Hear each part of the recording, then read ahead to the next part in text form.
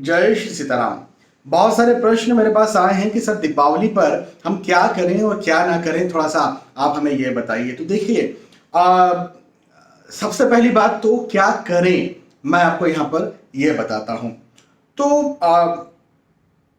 कल टाटा हाउसिंग के साथ मेरा लाइव वीडियो चल रहा था और उन्होंने मुझे आमंत्रित किया था अपने व्यूवर्स को दीपावली या फिर धनतेरस पर वास्तु और एस्ट्रोलॉजी टिप्स देने के लिए। तो मैंने उन्हें यही बात बताई और सारे व्यूवर्स को इंस्टाग्राम पर वो लाइव था, उसके माध्यम से यही बात बताई कि स्वच्छता सबसे पहले आपको ध्यान रखना है, स्वच्छता का। देखें, हमारे ये वैष्णव त्योहार जो होते हैं ये स्वच्छता को डेडिकेटेड होते हैं। मतलब आपको बिल्कुल स्वच्छ रहना है। और स्वच्छता की शुरुआत कहाँ से करनी है? तो स्वच्छता की शुरुआत करनी है सबसे पहले अपने शरीर, अपने मन से। तो दो टाइम दीपावली के ये पांचों दिन, धनतेरस से लेकर के भाई दूज तक दीपावली मनाई जाती है, पूरे 5 दिन। इन पांचों दिनों में दो समय यदि आप नहा सकते, दो टाइम यदि आप नहा सकते तो बहुत अच्छी बात है। तो कम से कम दीपावली के दिन तो 2 टाइम आपको नहाना चाहिए। इससे आपका शरीर शुद्ध होगा। हाँ, शरीर शुद्ध होगा, साथ ही साथ मन को भी शुद्ध करना है। तो मन को शुद्ध करने के लिए आपको क्या करना चाहिए कि मेडिटेशन करिए। मेडिटेशन करने से मन शुद्ध होता है। साथ ही साथ हमारे धर्म के ग्रंथ आप पढ़ सकते हैं। श्री रामचरितमानस या रामायण पढ़ने से बेहतर तो कुछ होगा ही नहीं इस समय। क्यों? क्योंकि भगवान श्री राम ही तो दीपावली के दिन आए थे। तो आप ऐसे प्रसंग पढ़ सकते हैं, ये भी आपके मन को शुद्ध करेंगे। श्रीमद् भगवत गीता, श्री रामचरितमानस, हनुमान चालीसा, या फिर जहाँ आपकी जो आपके इष्ट हैं, जो आपके गुरुदेव हैं, जिनमें आपकी आस्था है, उनका मंत्र आप कर सकते हैं। इससे भी आपका मन शुद्ध होगा और आपका मन प्रसन्न भी होगा। तो सबसे पहले पवित्रता का ध्यान रखिए, अपने घर का ध्यान रखिए। घर में आसपास जो भी चीजें हैं उन्हें आप पूरी तरह से साफ रखिए। हाँ, किसी प्रकार की गंदगी अपने घर के आसपास न रखिए। ये बात जो है, सबसे पहले तो आप इस बात का जरूर ध्यान रखें, पहली बात। दूसरी बात ये कि मंत्र, मैं एक मंत्र आपको यहां पर दे रहा हूं, उस मंत्र का जाप आपको करना चाहिए और खासतौर पर दीपावली के दिन करना चाहिए। वो मंत्र है, महालक्ष्मी नमस्तुभ्यम नमस्तुभ्यम सुरेश्वरी, विष्णु पत्नी नमोस्तुभ्यम नमोस्तुभ्यम दयानिधे। ये जो मंत्र है, इस मंत्र की एक माला का जाप आपको कम से कम दीपावली के दिन करना चाहिए। और शाम का वक्त हो तो बहुत अच्छी बात है, और नहीं तो फिर किसी भी वक्त आप करिए, लेकिन कम से कम एक माला ने 108 बार इस मंत्र का जाप करिए। ऐसा करने से माँ लक्ष्मी आप पर प्रसन्न होगी, और निसंदेह माँ लक्ष्मी प्रसन्न होगी तो क्या आपको मिलेगा ये मुझे बताने की जरूरत नहीं है। अच्छा, एक और बात, ईशान दिशा जो होती है, नॉर्थ ईस्ट, ये जो दिशा है, इस दिशा में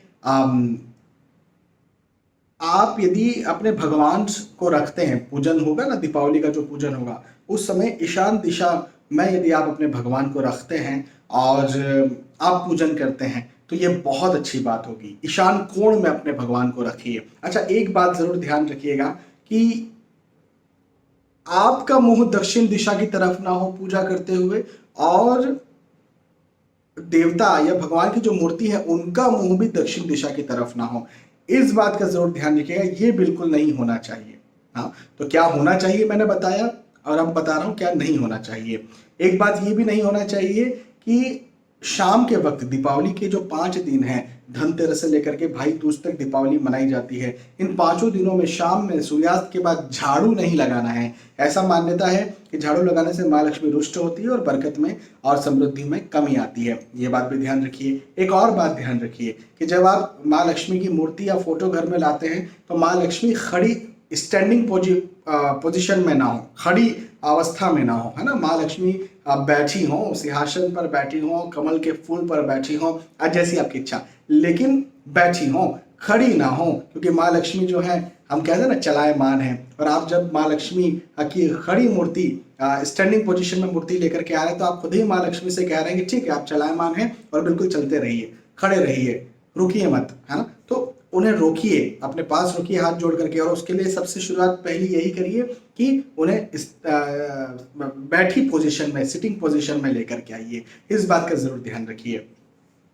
निसंदेह अलग अलग प्रकार के आप व्यंजन भोग तो लगाएंगे, है ना। माँ लक्ष्मी को।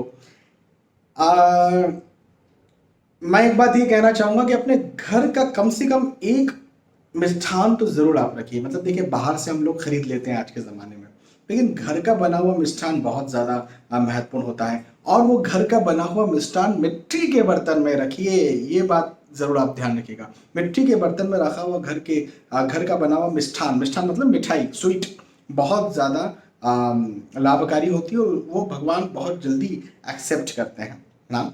मिट्टी के दिए, दिए सिर्फ मिट्टी के लीजिए। डेकोरेशन करने के हिसाब से बात अलग है कि आप मोम के दिए रखते हैं या फिर लाइटिंग्स अलग अलग सीरीज लगाते हैं, वो ठीक है, अच्छी बात है।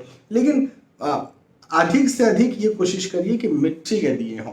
हाँ, और दीपावली के दिन यदि कोई मांगने आता है तो उसे रुपया पैसा तो बिल्कुल ना दे, रुपया पैसा नहीं देना चाहिए दीपावली के दिन। हाँ, लेकिन उसे खाने पीने की वस्तु जरूर दें। देखिए, हमारे शास्त्र कहते हैं अन्नदान महादान और फिर वस्त्रदान। तो अन्न और वस्त्र, इनमें से आप जो देना चाहें। भाई, स्वीट्स होती हैं हमारे घर में, दीपावली के अलग अलग व्यंजन होते हैं। आपके घर में कोई पुराने कपड़े हों तो वो आप जरूर दे सकते हैं, लेकिन रुपए पैसे ना दें।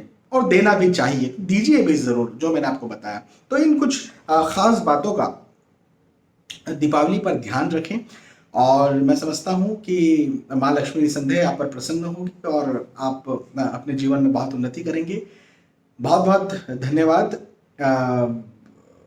और आने वाले वीडियोस और एपिसोड्स में मिलेंगे। तब तक के लिए आज के इस वीडियो में आपसे विदा चाहता हूँ। आप सभी के लिए ये दीपावली बहुत ज़्यादा शुभ हो, बहुत ज़्यादा खुशहाली ये दीपावली लेकर के आए। माँ लक्ष्मी का आशीर्वाद हो, भगवान श्री सीताराम, हनुमान जी महाराज, श्री भरत जी भगवान, श्री लक्ष्मण जी भगवान का, पूरे राम दरबार का आपके ऊपर आशीर्वाद हो। आप जीवन में सफलता ही सफलता हासिल करें, चाहे आपका जो भी कार्य हो। स्वस्थ रहें, खुश रहें, व्यस्त रहें, मस्त रहें, पारिवारिक तौर पर आप एक साथ प्रेम के साथ रहें, यही आपके लिए प्रार्थना। और आपको नमस्कार, जय श्री सीताराम।